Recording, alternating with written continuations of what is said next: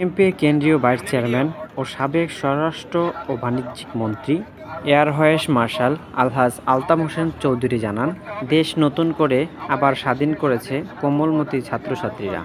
আমি স্যালুট জানাই কোমলমতি ছাত্রছাত্রীদের। 30শে আগস্ট রোজ শুক্রবার পটুয়াখালী কেন্দ্রীয় শহীদ মিনার প্রাঙ্গণে একথা বলেন। তাকে ভারত আশ্রয় দিয়েছে, শুধু আশ্রয় দেয় নাই, ভারত তাকে অফিস, বিভিন্ন রকম গাড়ি বাড়ি, বিভিন্ন রকম ফ্যাসিলিটি দিয়েছে এবং ওইখান থেকে সেই দেশকে অস্থিতিশীল করার জন্য চেষ্টা করতেছে। এবং এই দেশের মধ্যে আওয়ামী লীগের যে লোকজন, অর্থাৎ আওয়ামী লীগের নেতারা, শুধু তারাই না, সেখানে কিন্তু ভারতীয় রয়ের যথেষ্ট রয়েছে। কিন্তু এই আওয়ামী লীগের নেতারা ভারতের রয়ের থেকে ভয়ঙ্কর একটা গ্রুপ আছে, সেটা হলো বিএনপির মধ্যে যারা মুনাফিক।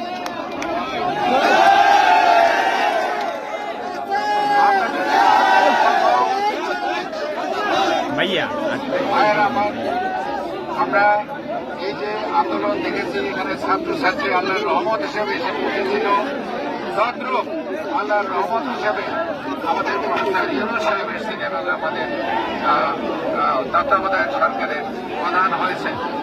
তাকে সাহায্য সহযোগিতা করতে হবে।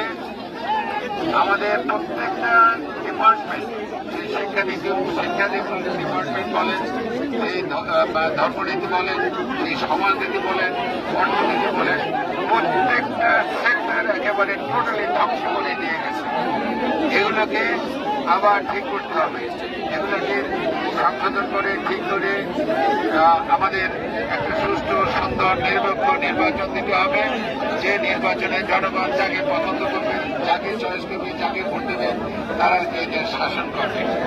এবং এখানে বলতে চাই, সুষ্ঠু, সুন্দর, নিরপেক্ষ নির্বাচন আমরা গত 16 বছরে দেখি নাই।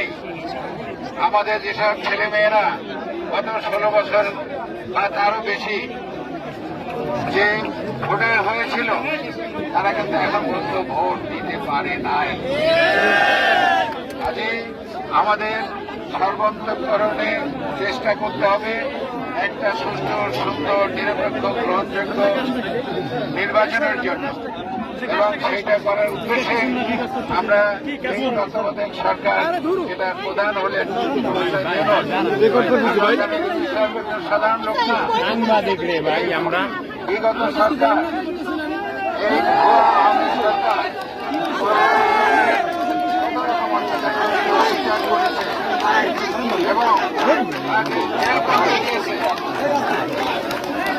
আজকে দেখেন পৃথিবীর সবটা দেশ গ্রহণ করেছে, তাকে পৃথিবীর সব দেশকে এক ভারত ছাড়া সবাই থেকে কংগ্রাচুলেট করেছে।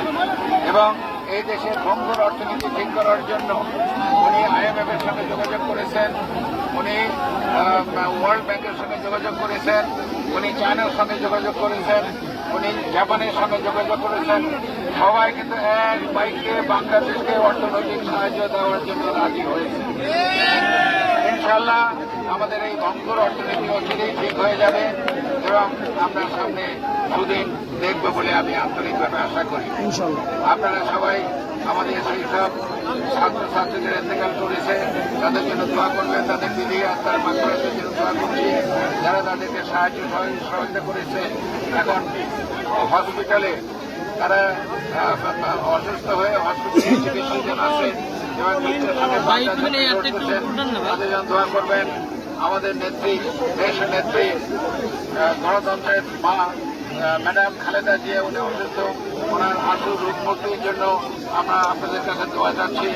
এবং আমাদের নেতা জনাব তারেক রহমান, উনি এত শীঘ্রই বাংলাদেশে ফিরে আসতে পারে, সেই জন্য আমরা আল্লাহর কাছে দোয়া করে আপনাদের জন্য আমার বক্তব্য শেষ করছি। আপনারা আসছেন, সেজন্য আপনাদেরকে আন্তরিক ধন্যবাদ।